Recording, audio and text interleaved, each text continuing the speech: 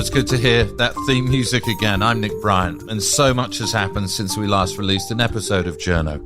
More journalists risking and losing their lives to report on the front lines of war and human tragedy in Gaza and elsewhere around the world. The coverage of the Voice to Parliament referendum in Australia. And of course, the media baron Rupert Murdoch stepping down from the top job at Fox and News Corp, effectively handing over control to his son, Lachlan Murdoch, a real-life succession. One news editor who's been at the heart of these and many of the biggest stories in recent history is Alan Rusbridger. As editor-in-chief for The Guardian globally, he was at the helm in 2010 when the Wikileaks founder Julian Assange came to the paper to collaborate on releasing a cache of confidential military logs belonging to the United States. The size and accuracy of the leaked documents made this partnership one of the greatest journalistic scoops of the last few decades. But this partnership was also unprecedented. One of the oldest newspapers in the world teaming up with a highly controversial online outfit. And it wasn't without drama. Julian was everything. He wasn't the source. Chelsea Manning was the source. But he brought the story in. But he also wanted to be the publisher. He wanted to be the editor. He wanted to be the impresario that was the activist, the celebrity. The activist. He had fingers, and every time you met him, he had a different guise. And it's completely understandable why he did that. And partly it was a question of survival. But he definitely wanted to be in on the selection of the stories and the presentation of the stories, which in a way helped him because it meant that he could call himself a journalist. But it also, I think, made the target on his back bigger. These days, Alan Rusbridger is the editor of the UK's Prospect magazine. He recently sat down for a wide-ranging interview with the managing editor of Journo, Kelly Reardon. Kelly started by asking Alan to take us into the basement of the Guardian newspaper on a day in 2013. Officials from GCHQ, the UK's intelligence and security agency, had asked newspaper staff to destroy hardware containing key pieces of information leaked by the whistleblower Edward Snowden about the National Security Agency in the United States. There was something optical about the state coming into a news organisation and destroying material. We felt more comfortable doing it ourselves. And so they stood over my colleagues, pointing at various bits of an Apple Mac or whatever the machine was. And it's obviously harder to destroy a computer than you might think. You can't just bash it with a hammer or shove glue in the drives. So there were particular bits of chip and motherboard that had to be comprehensively ground to dust. Did you ever consider refusing their request to hand over the information? Well, I did ask what would happen if we didn't comply with this. And it was clear to me that one of two things would happen. We would either have the police come round and confiscate the stuff and physically shut down the thing that we were reporting on, or they would get an injunction. I think it would probably be in the latter.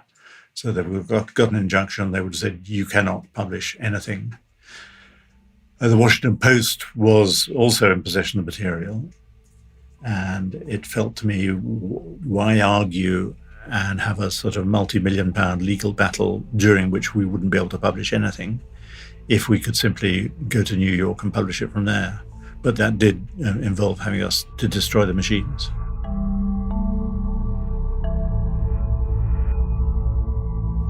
So let's go back a step in your editorship. When was the first time you had any contact with Edward Snowden, and how did that come about? We had started an American edition and had decided that we would concentrate on security as one of the things that we wanted to report on, and hired a man called Glenn Greenwald, who lived in Brazil, oddly enough, but was a prodigious blogger about security matters. So we hired him. He brought with him an audience of about 1 million. He had a very huge, devoted following. And it turned out that one of those readers was a man called Edward Snowden, who then got in touch with him. He had something to get off his chest, something quite big. And he trusted Glenn Greenwald. And after some missed bits of communication, because it was all a bit cloak and dagger at that point, the two got together, and the rest, as they say, is history. When reporters are working on highly contentious national security style stories, dangerous secret information that has monumental consequences, how much do those reporters share with you as the editor? Are you well across all of that at the time? Well, there were two phases to the story. One was Glenn and Snowden in a hotel room in Hong Kong.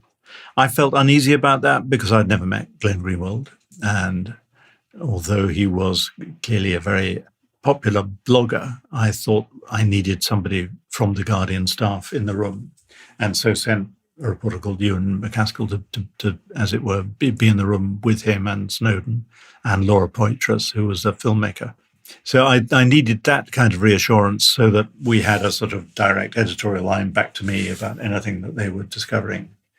The second phase was once they had left Hong Kong, and Snowden eventually ended up in Moscow, as we know. But what he had given us was many hundreds of thousands of documents. Now, again, as editor, I couldn't be across all those, but I was very, very closely in touch with a team of about 6 to 8 people who were plowing their way through those documents. And then every time we felt we were nearing publishing, I was then one of the link people with whoever it was, the NSA, GCHQ, MI6, whoever the document referred to. I understand that at the time there were different moments when Laura Poitras and Glenn Greenwald, the two journalists working on the story, who, are essentially independent journalists in many ways, sort of impatient with the more traditional publishing methods, wanted to go elsewhere with the story. Did you ever worry that you were going to lose it? It was one of the complications. So, when I look back on it now, the time frame was immensely compressed. So Snowden was in the hotel room. I think he thought he had hours, perhaps rather than days, before they noticed that he'd gone missing and they tracked him down. There was always the fear of the knock on the door and just losing everything. So he was in a hurry to get some stories out because that was his best defense. And I suppose our instincts were to slow things down. There's a wonderful bit of film where Ewan's just arrived in Hong Kong. He's got his notebook out. And Snowden is talking very excitedly about stuff. And Ewan says, "Can I just stop you there?" He said in his Scottish accent, which I won't attempt to. He said, "Who are you?" He said, "I'm Edward Snowden." That's Snowden. So like Ewan was, let's not take this to, I need to know who you claim to be. I need to know who you actually are. I need evidence. I need proof. I need to know that these documents. So all those are the checks that we wanted to go through against Snowden and Glenn, who were, let's just get, if you're not going to publish, because you're probably too chicken, because you're mainstream media, we don't need you any longer. We can publish on my website. And can you take me inside your thought processes as the editor at that moment? Because, ultimately, I can't think of many more high-stake sort of stories, but your editorship perhaps is on the line if you get this wrong. How much were you worried about the calls that you were making? It was easily the most complicated and fraught story I was involved in 20 years as an editor.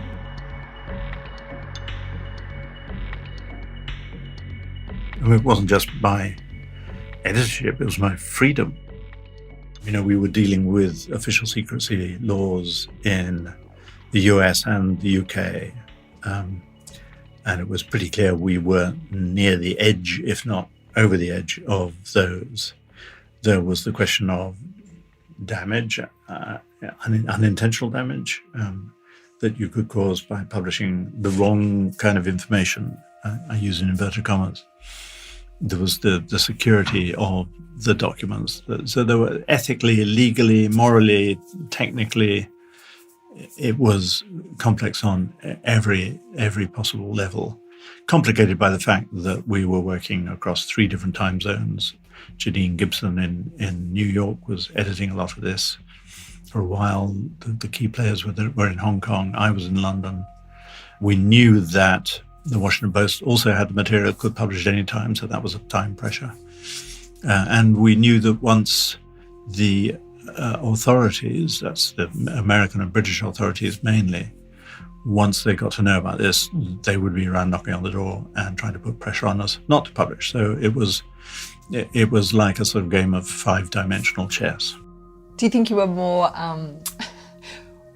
more concerned about the US government, the British government, Snowden, your wife? I mean, the number of people to juggle in this mix. What was the biggest fear at that moment? Well, you do get heightened paranoia in such circumstances. And we had been told that we had to create a room inside The Guardian when the material came back from Hong Kong that had no electrical equipment in it. So we went and bought computers that had never been connected to the internet, printers that had never been connected to the internet.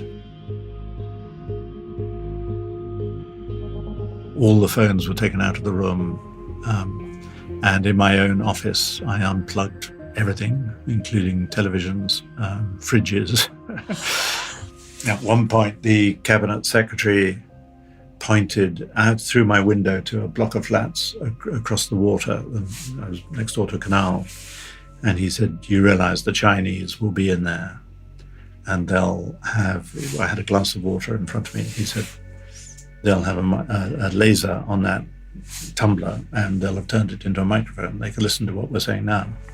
Whether that was true or not, it gave you pause for thought. So, the curtains came down immediately. And then when I got home, I did the same. I unplugged everything. If I wanted to talk to my wife, we went out into the woods and did all the things that spies are supposed to do. The story finally breaks in June 2013. What was the initial reaction both here and in the US? Well, I had flown to New York by the time we published our first story. And I will always remember pressing the button to publish. And then there was a wait of about half an hour before the screens all exploded. It was a Sunday afternoon, so the networks weren't really geared up for breaking news. And then from that point, for about the next 3 weeks, it was the only story in town. And morning, noon and night, the American networks were all on this all the time. I think Edward Snowden said at the time he was trying to demonstrate that we're really on the road to total surveillance. And that's in 2013, and already so much has happened since then. Do you think he was right? I think he was right. And I think everything that's happened since has confirmed the fears he had. I mean, there's no doubt. I think that the situation he was describing was as he described it. And subsequently there have been a lot of court cases and challenges over the legality of what various agencies were doing. And quite a lot of them have been successful. And I've met spooks since who say, we were sailing close to the wind. We had very rapidly developed from a world of copper wires to the ability to keep virtually everybody on the planet under surveillance. And we hadn't hung around waiting to get complete sanction for all of that. We got away with it, to be honest. But the second half of that was also quite interesting, that actually when the British state, I think the Australian state, and to some extent the American state, the governments all then rushed to pass laws to make sure that what they were doing was put on a legal footing. And by and large, they got what they wanted. So Snowden's point, which I think was a valid one, was really about the fact that this was all being done without anybody's consent. And since then, that's been remedied. I don't know if you can answer this question truthfully or not today, but do you have any contact with Edward Snowden these days? I've been to see him 3 times in Moscow. I haven't been in contact with him for 2 or 3 years. Will he ever be able to leave Moscow? My instinct is that it probably not. I mean, I think the passage of time may help him. Maybe in 20 or 30 years, there will be a Democratic president. It's probably going to be a Democratic president who would say, look, enough is enough. But I think the sticking point for Snowden is that he would come back and stand trial if he was allowed to mount a defense.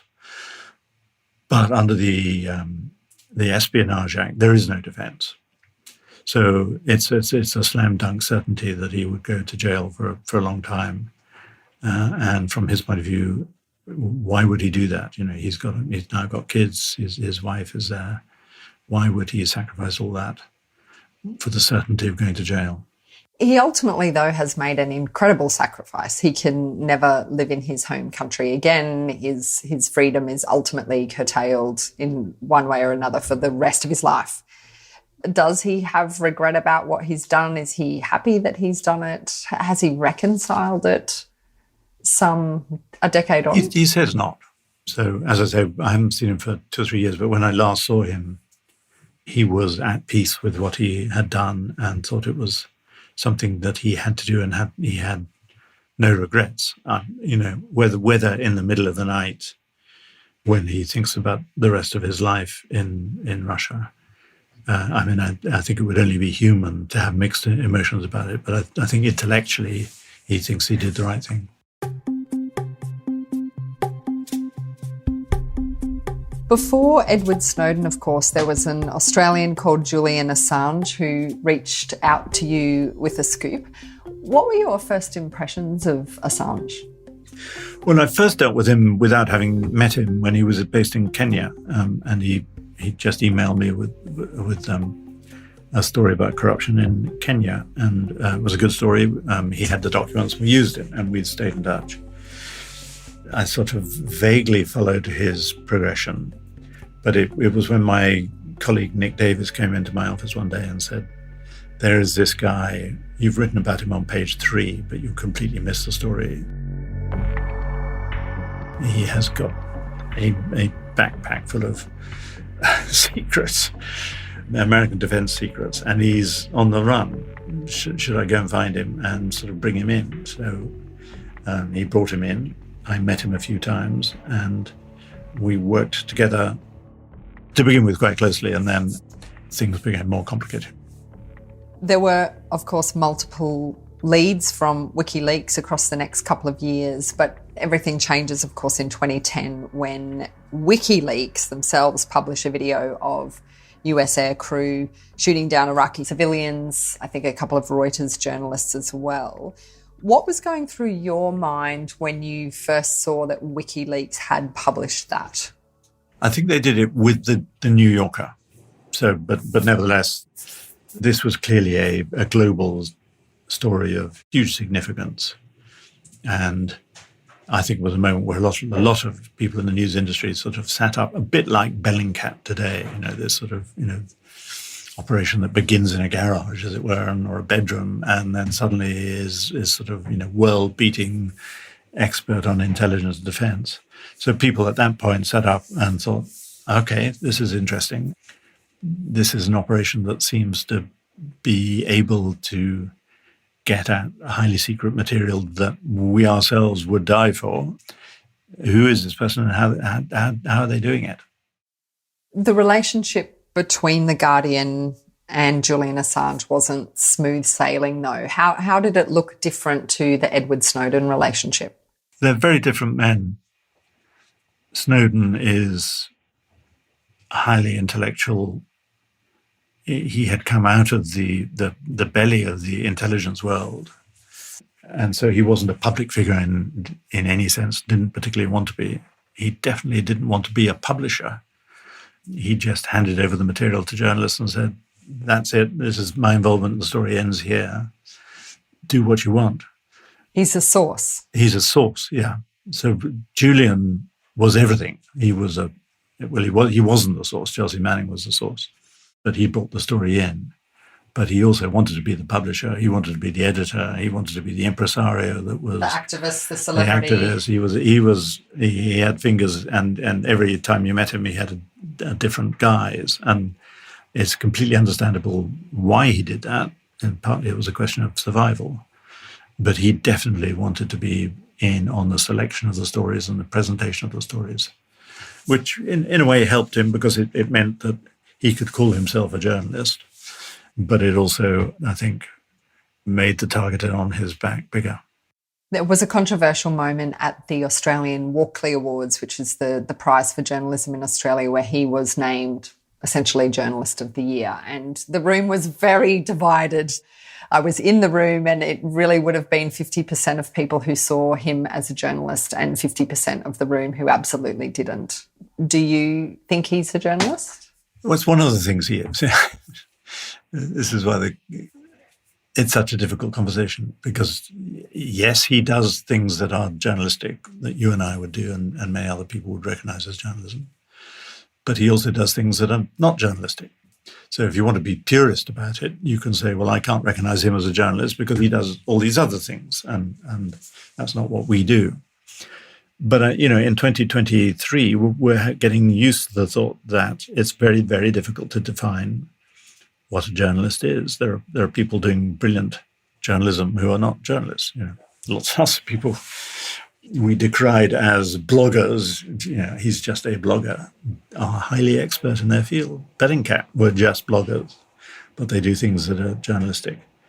That woman, I think, called Darnella Frazier, who was an 18-year-old girl who held her iPhone up and filmed for 9 minutes the death of George Floyd. She was acknowledged by the Pulitzer Committee because she bore witness.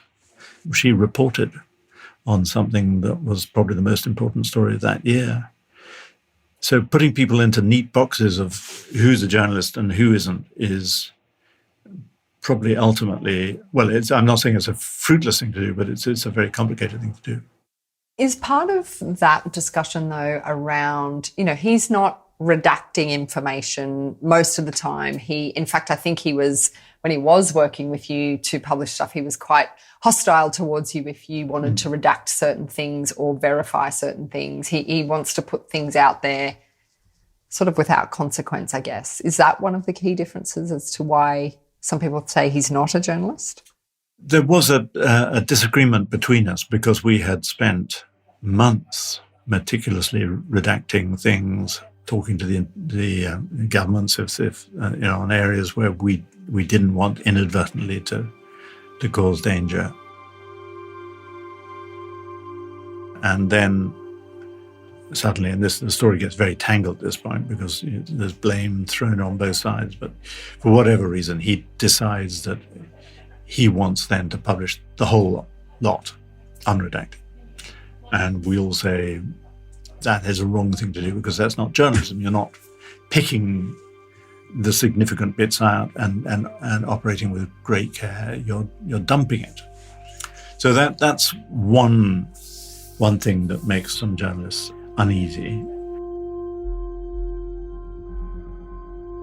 And the other is his behavior in 2016 when he got a lot of material, may have come from the Russians, we don't know, about the Hillary Clinton operation and the DNC emails and so on and so forth, just right at the sort of cusp of the election with Donald Trump. And a lot of people will never forgive him for that. No. He would say, I'm doing just what journalists do. If this wasn't a story, then why did the New York Times keep reporting it? It was a story. He would say, without fear or favour. Without fear or favour, exactly. People who are suspicious of him say, yeah, but, this stuff came from the Russians.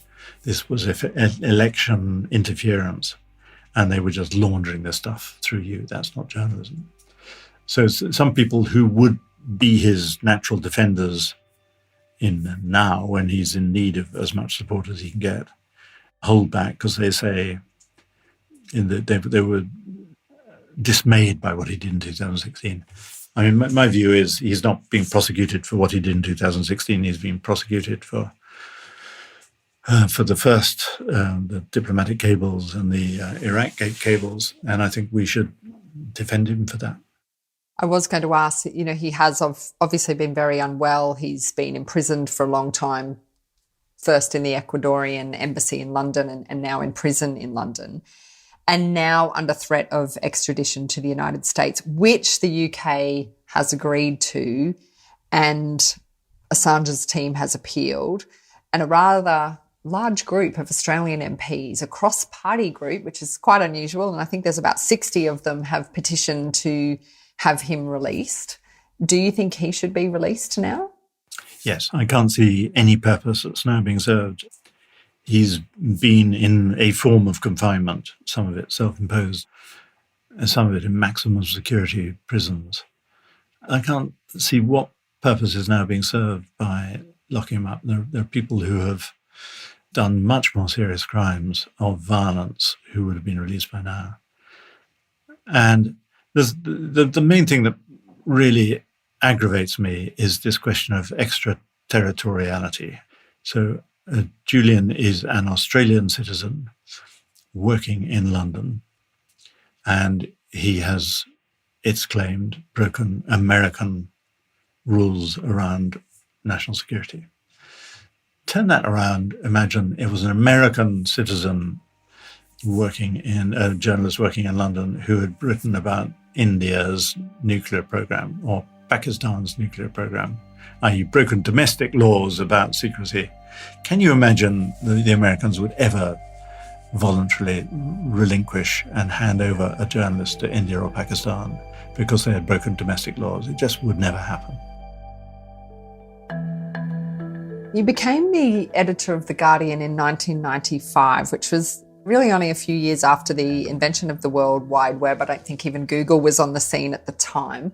What was your experience of the internet, and why did you drive this transformation or sort of push into the digital age?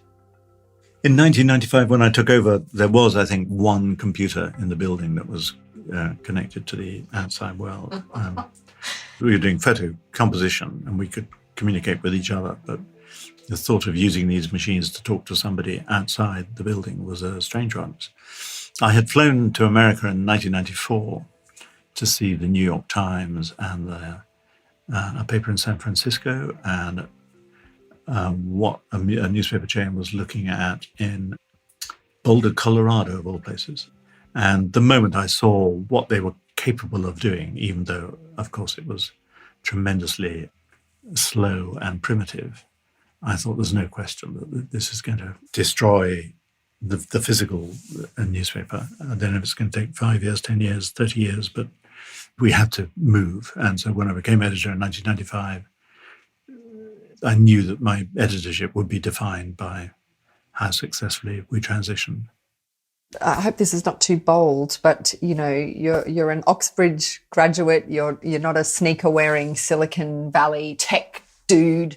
There would have been other editors at the time who wouldn't have necessarily made that link. In fact, there were many other editors around the world who actively resisted that. But was it that clear to you that was the way it was going? It was. I remember we also went to Chicago, and on the Chicago Tribune, they had a very primitive Apple Mac, and they said, "Look, we can do advertising of people's houses. We can show people's houses." I said, "Go on now, show me what you mean."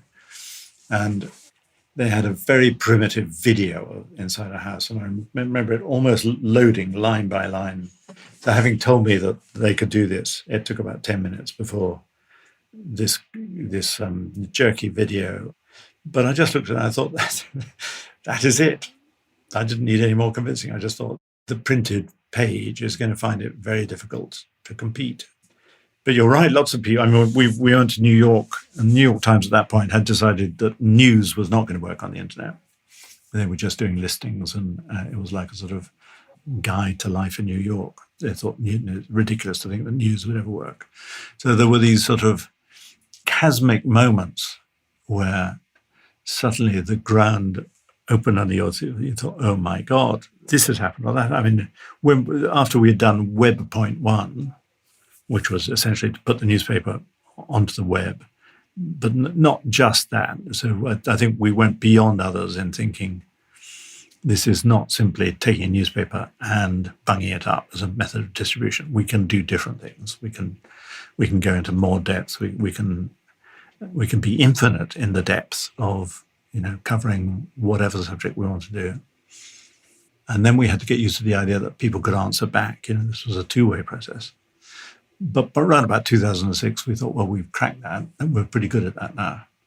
And then somebody walked into my office and said, there's this thing called World Wide Web 2, social, what's now become known as social media. And that was the ability of everyone to talk to each other. They didn't need us any longer to go via us. And I said, is that big? And they said, yes, this is going to be bigger than the first web. And I thought, oh my God, we've got to start all over again. And then 2007, somebody came into my room with an iPhone. Do you remember it was launched on the iPhone? And a tiny little, it seemed ridiculous. You thought, well, that's a lovely gadget, but no one is ever going to read a newspaper on an iPhone. That would be ridiculous. And that was hideously wrong. And then the same year they started Facebook. And I told everybody in the office they had to be on Facebook so we could sort of experience it. And it was just people talking about what they had for breakfast or how the bus was late this morning. And again, it seemed to have nothing to do with news. And then, oh my God, another cosmic moment. So it was just a series of tidal waves. You felt engulfed by everyone. And you either gave up or you fought it, and some people did fight it, or you thought, shit, this is exciting. We can, we are the generation that's going to reinvent journalism. And I tended to be in that camp.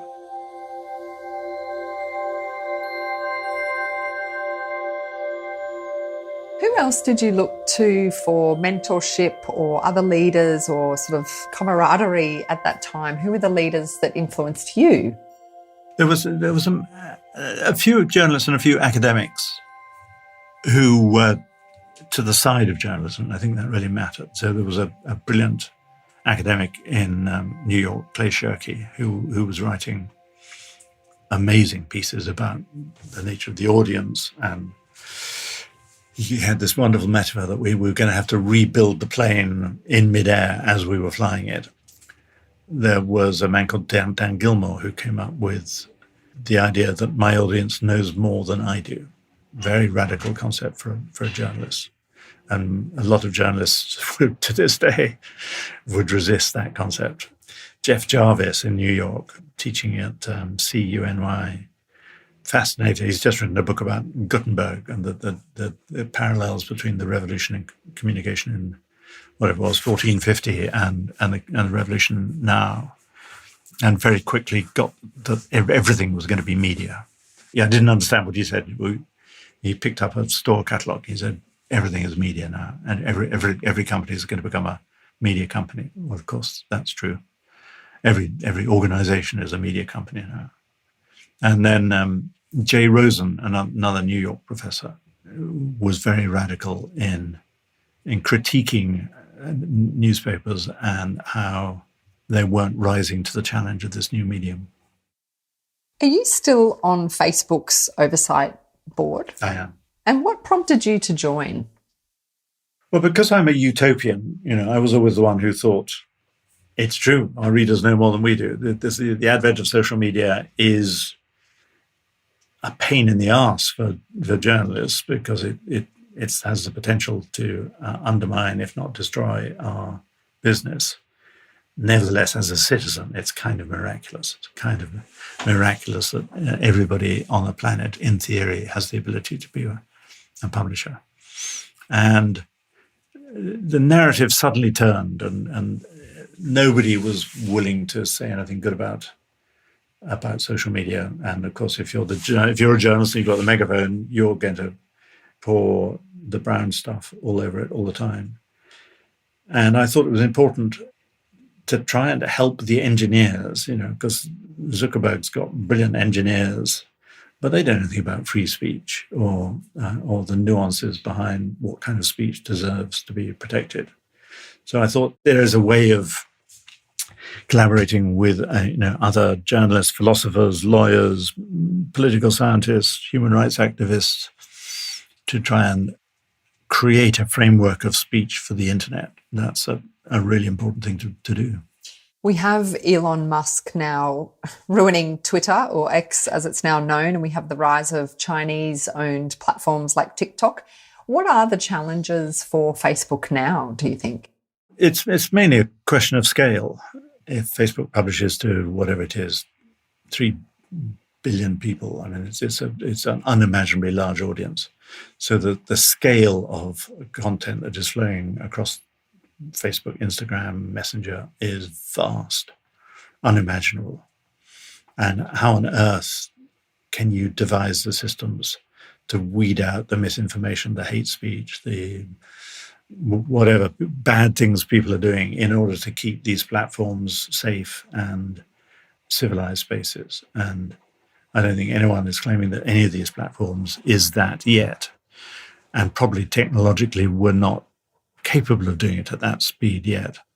But I do think Facebook's creation of the Oversight Board showed a serious willingness and a bit of humility, actually, to say, look, we can't do this on our own. We need some help.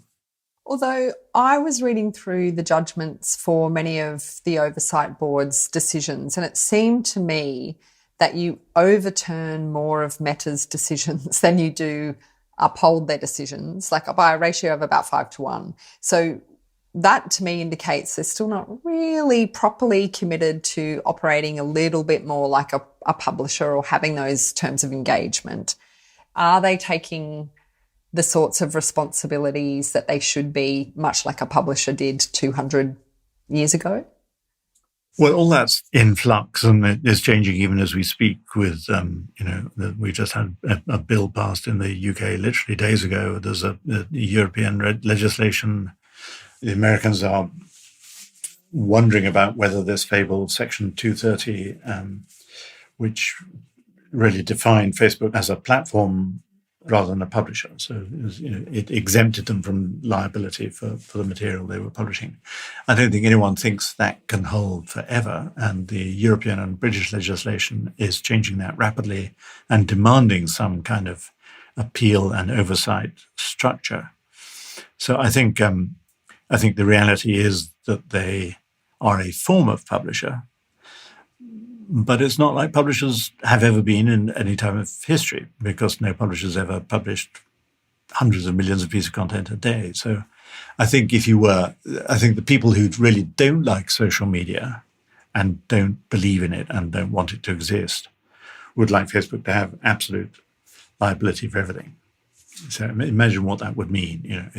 You couldn't be Facebook and do that, because you would have to have hundreds of thousands of lawyers and contents and the whole thing. So I don't think it's useful to say you are a publisher and you must be liable for everything. So they're moving to a position where they're saying, well, okay, you have to prove that you can act responsively and quickly when things are pointed out to you. And I think that sort of halfway house is probably where we're at the moment. Media organisations did give over their audience to Facebook and Spotify to some degree, and possibly then regretted it when they realised what that was about. It was all about going to where audiences are and being on those third-party platforms, but then media companies realised, well, the third-party platforms then own that audience and all the data associated with it, and then Cambridge Analytica happens and we all realise what we give up every time we log on to one of these platforms, especially ones that track our every move. Did the media get it wrong, do you think, in moving so much of its audience to these third-party platforms? Should we be putting some of the genie back in the bottle, if not all? I think, as whoever, is it Chern Lai is supposed to say to the French Revolution, it's too early to tell. Mm-hmm. We don't know. It seemed pretty obvious to many in the early 2000s that if the audience was somewhere else, then you wanted to be where the audience was. And it was like King Canute to say, no, you must come to us. Now, some media organizations have succeeded, and they're mainly elite organizations. So they're organizations that cater to wealthy middle-class audiences. The Financial Times has done brilliantly. The New York Times is held up as the example of... So they have succeeded in saying, well, if you want us, you come to us. And by the way, you're going to have to pay, and you can't read our content. In the UK, that's true of 9%. 9% of the population pay for any news, and 90% don't. I remember talking about this with the editor of the New York Times, Dean Baquet, who said, I'm thrilled that it works. But, I was born on the wrong side of the tracks in New Orleans, and sometimes I worry about the 97% of Americans who don't read the New York Times, because what are they getting? They're getting Fox News and they're getting talk radio. You see the effect, that affects the kind of populist politics that you get with a very educated elite, reading educated elite media, walled off from the rest of them. So, these are big societal questions as well as pragmatic questions of what people are prepared to pay for. So, it's very easy to say in a British context where 9% of people have said they're willing to pay, you should all be putting up paywalls and coming off Facebook and ignoring Twitter. But, the biggest growth companies are companies like TikTok, where the under 30s want that kind of immediacy and speed and visual excitement. And if you say, well, I'm sorry, but what we do is in print on big pages, and that's how we want to serve you, you're probably not going to last very long. Speaking of Fox News, I cannot believe I've joined you in your office in the centre of London on the very day that Australia's most recognised and well-known media baron has decided to step down. What are your first thoughts on Rupert Murdoch finally retiring? I thought he wasn't Australian. Well, You still we claim him when we want to, and we don't when we don't. But suffice to say, the formacy of his newspaper career was in Australia. Yeah, he's an extraordinary character, and it's difficult to imagine we will ever see anybody quite like him again. There are pluses. I think he genuinely loves journalists and journalism. He's been a defender of journalism. He's been an innovator. He's had huge commercial successes. He's been a great defender of journalists. So I don't think you can say it's a completely black and white picture. There have been enormous ethical failings, phone hacking in the UK, the complete, disgraceful, appalling debacle with Fox News, knowingly punting out lies, which led to the insurrection on January the 6th in America.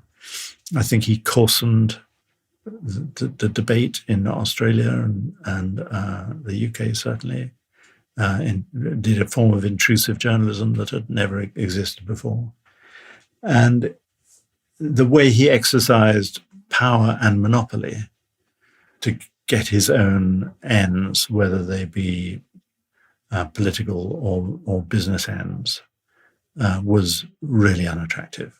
And you put all those together, and especially the monopoly and the power and the fear that he was enabled to engender in all ranks of people, that if people displeased him, they could end up at its boldest being destroyed.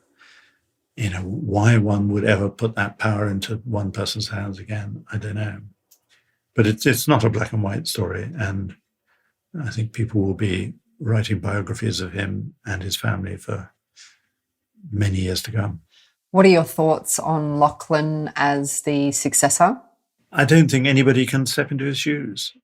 I don't see any evidence. I haven't followed the story of Lachlan immensely closely, but he was notionally in charge of Fox News at a time when these appalling ethical failures were happening. In any other company, a chief executive who presided over $1 billion worth of damages for knowingly, that was the point, knowingly, they knew that what they were broadcasting was lies, they'd be out. And yet he has the heir assumptive, completely protected because his name is Murdoch. So, I've got more respect for James Murdoch, who has walked away from it and I think just felt he couldn't stomach it any longer. But, that's not the way the company works.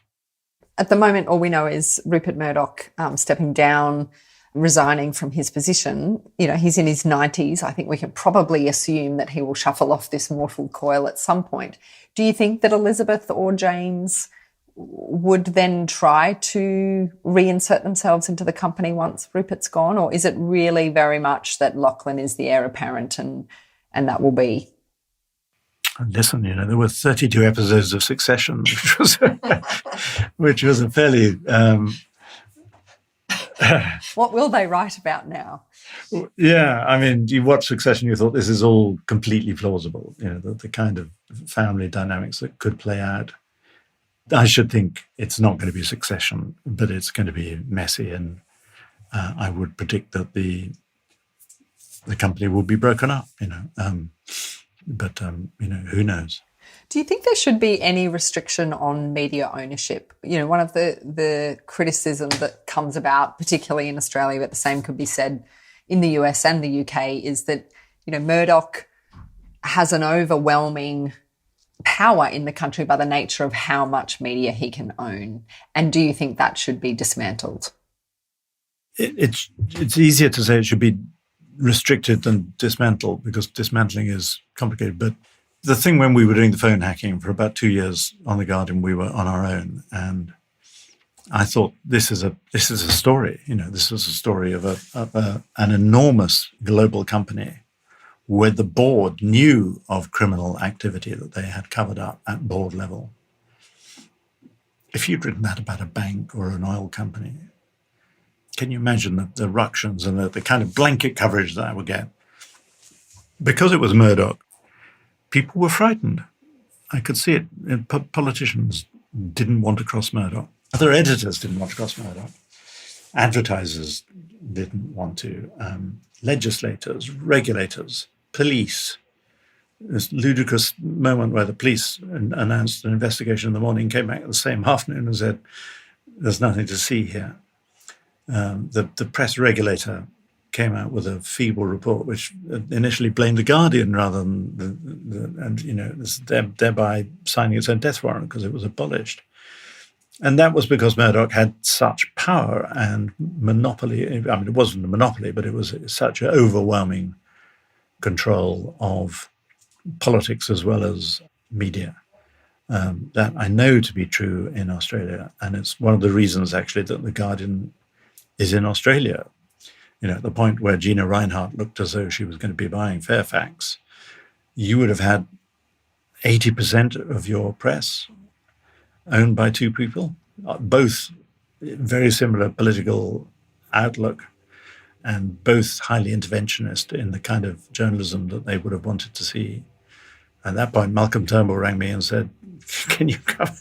We need a bit of a variety in Australia." And I hope The Guardian has provided that. And we've actually had Graham Wood on my podcast Curveball before, who I understand was one of the lead investors of the time to get The Guardian up in Australia, and that he talks about that. He was. And the other bit of the playbook is that they tried to destroy the national broadcasters. So I know the pressure that ABC has come under. I know the pressure that the BBC, and a lot of that is Murdoch. He just intellectually, politically, ideologically, he doesn't believe in what he would call a state broadcaster.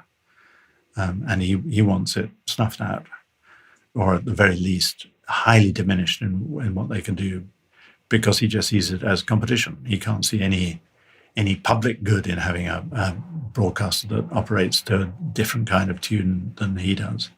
So, for all those reasons, I think lots of people won't mourn the fact that he's decided to spend more time with his garden or watercolors or whatever he does. Whichever wife he has this week. Or whichever wife he has, yeah.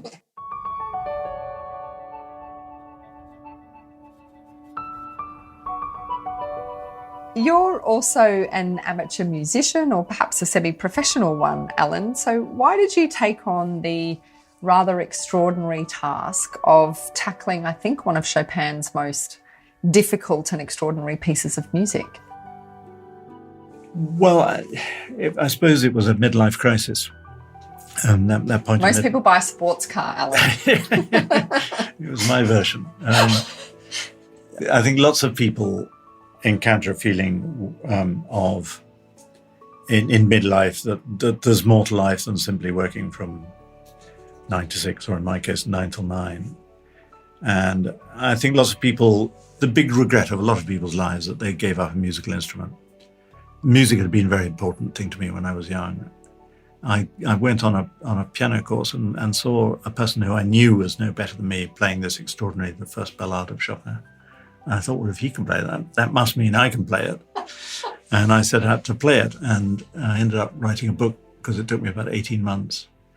But it was also a weaving of, why is amateur music making? What's the value of amateur music making? Which was coincided with the debate that we were having in the office about what's the value of amateur journalism. And those two stories coincided also with WikiLeaks, and music was quite an important safety valve. If I could play the piano for 20 minutes a day, it was an important distraction from everything else that was going on. And was it your way of managing your mental health and your stress levels during that particularly difficult time? I mean, I just can't even imagine how you're dealing with Edward Snowden is in a room in Hong Kong, and I'm dealing with, lawyers and politicians and spy agencies, but I'm just going to sit at the piano for 20 minutes. Well, it was. And I mean, there was one bit in the book where we had an amazing correspondent in Libya who disappeared. And I realized the war was about to break out in Libya. And I thought, there's nothing for it. I'm going to have to go to Libya to get him out. I was in touch with Gaddafi's son. So I jumped on a plane to Tripoli and sat in a deserted hotel in Tripoli. And there was a piano there. So I for 3 or 4 hours a day, I went down to this ghostly deserted hotel and just played the piano.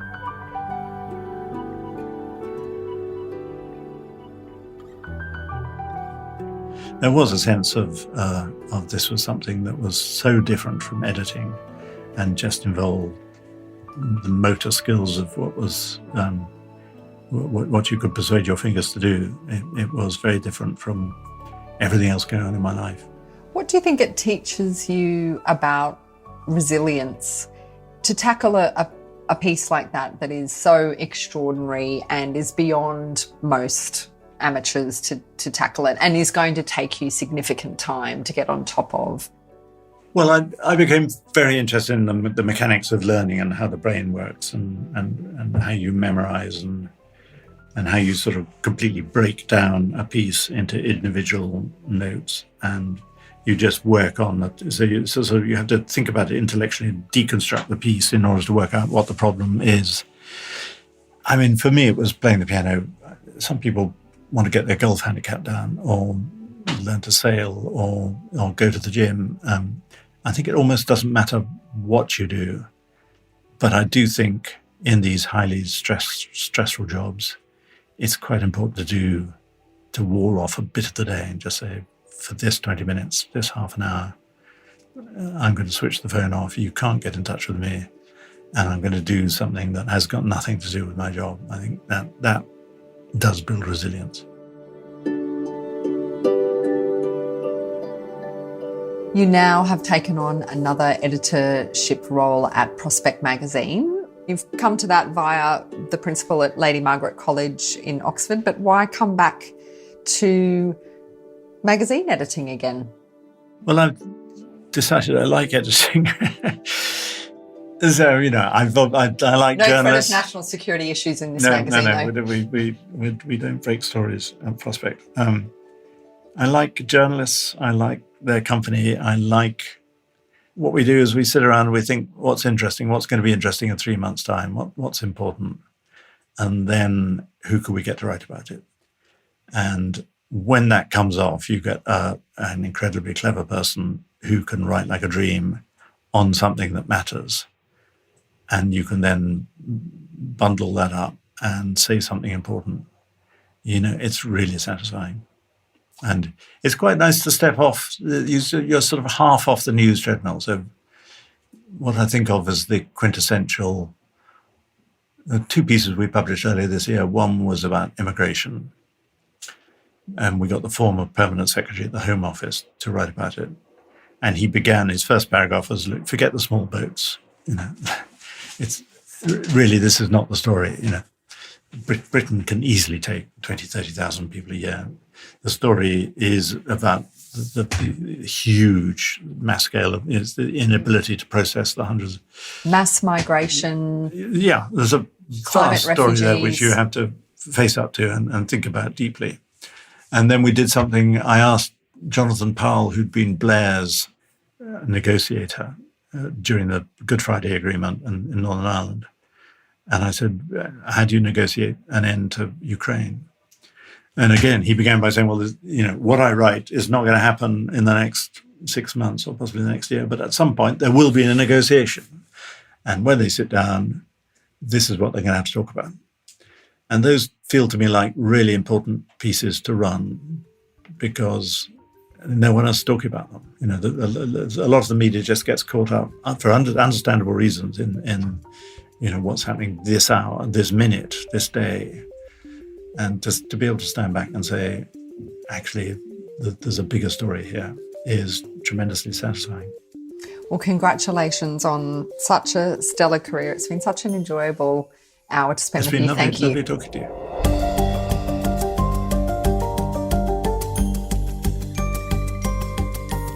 Journo's managing editor Kelly Reardon from Dead Set Studio interviewing the former editor of The Guardian, Alan Rusbridger, for this special edition of Journo. And we'd like to thank you, our listeners, for your continued time, your attention and your support. And a humble brag. Journo has now won 2 New York Festivals Radio Awards for news and been declared an honoree at the International Webby Awards. And it doesn't stop there. It's won Radio Today's Best Indie News and Journalism Podcast and been shortlisted for the Australian Podcast Awards Factual category. Journo is a production of Dead Set Studios. This episode was produced by Rachel Fountain and Liam Reardon.